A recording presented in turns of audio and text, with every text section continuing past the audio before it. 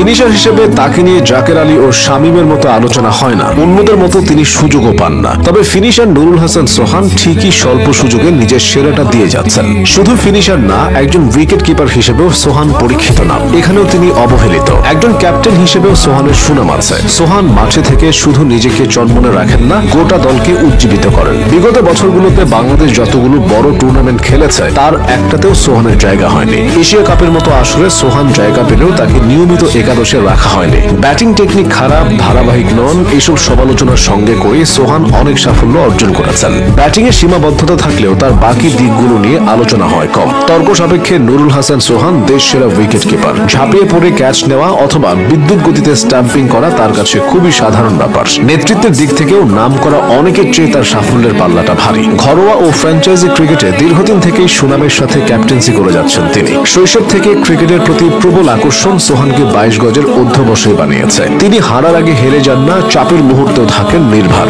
এ কারণেই অন্যান্য অধিনায়কদের থেকে সহজেই তাকে আলাদা করা যায়।